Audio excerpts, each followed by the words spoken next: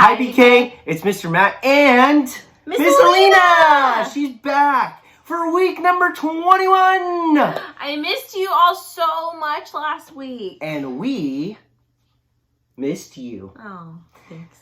We had fun last week, but this week we're going to have even more fun because this week's story, I can honestly say, I know I say this every week with every Bible story, but this Bible story is my favorite. And this week, we are learning about David and Goliath and how David was anointed by God as the next king of Israel. Because last week, we learned that Saul, the very first king of Israel, disobeyed God. And God said, he can't be king anymore. So then David was anointed. And even though David was the youngest, the smallest, the least of his family, God said, he's got the heart that I want to lead my people. And also, David had the courage to go into battle without any armor on to fight the Philistine giant named Goliath. Oh, he was big. He was big. Do you know how big he was? How big was he? How big was he? He was over 9 feet tall. Wow. That is huge. 9 feet tall. And his armor, the stuff that he wore to protect himself, weighed over 125 pounds.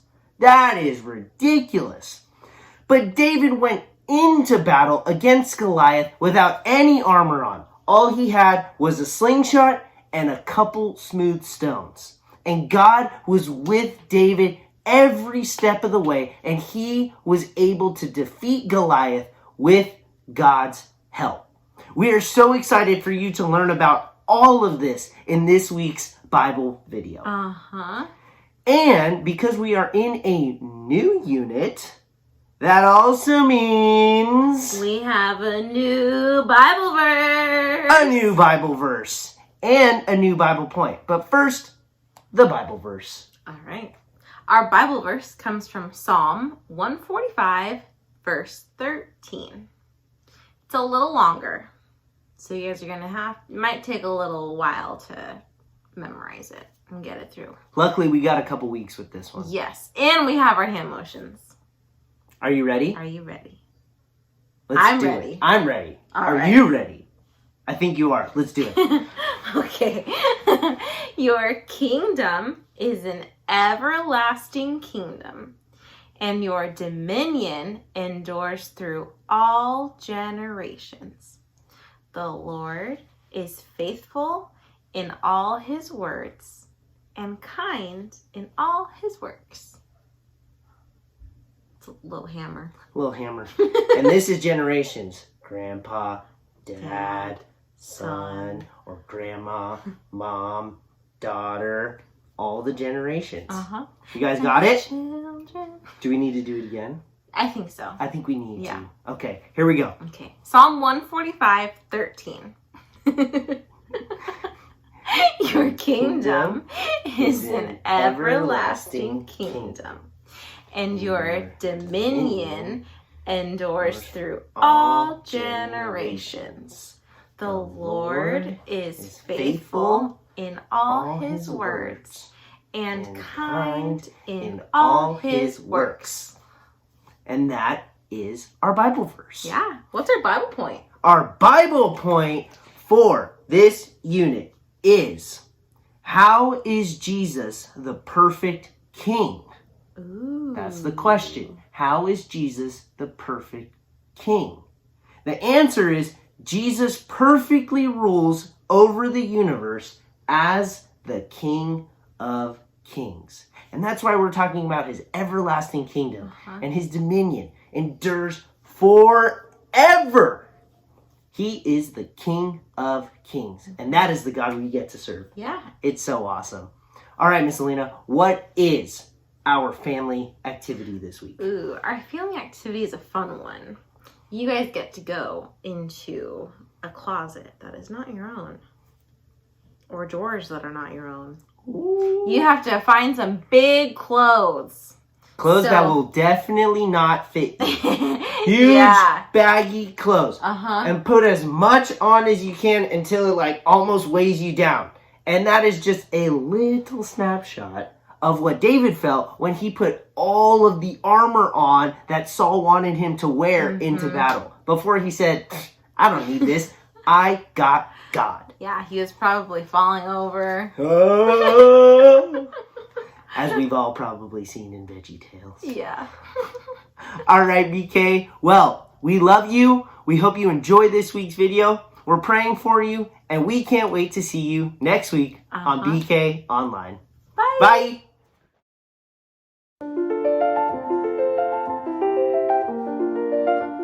Saul was the king of Israel, but he disobeyed God.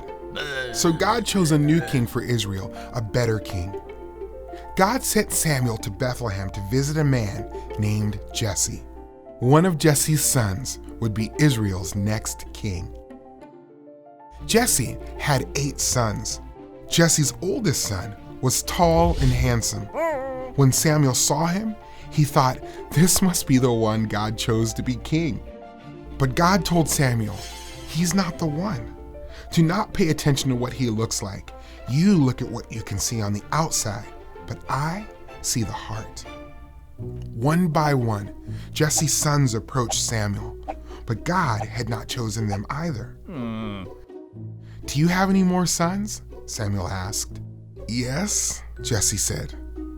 My youngest son, David, is in the field taking care of the sheep. Jesse sent for David. When David arrived, God told Samuel, he's the one. Samuel anointed David. He poured oil on David's head to show God had chosen him to be the king. The Spirit of the Lord was with David, and Samuel went back home. When the Philistines gathered an army to fight Israel, King Saul got his army ready too. The Philistines had a great warrior named Goliath. Goliath shouted at the Israelites, "Send me your best man and we'll fight one-on-one."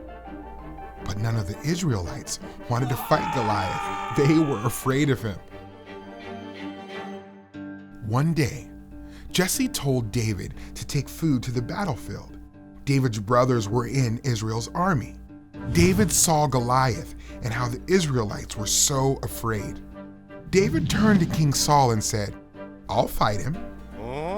David had fought off lions and bears. He trusted God to keep him safe. Saul offered his armor to David, but it was too heavy. Instead, David chose 5 smooth stones from a nearby stream and met Goliath armed only with the stones and a slingshot. Goliath made fun of David because he was a young boy. But David said, "You come to fight with a spear and sword, but I come to fight in the name of God. God always wins his battles." David ran toward Goliath. He slung a rock and hit Goliath in the forehead. Goliath fell face down, and David killed him. The Israelites won the battle, and the Philistines ran away.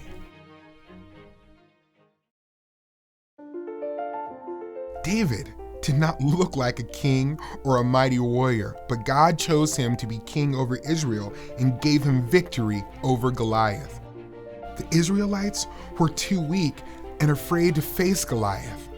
They needed David to fight on their behalf. In a similar way, though Jesus did not look like a warrior or a king, we need him to fight for us. Jesus gives us victory over sin and death.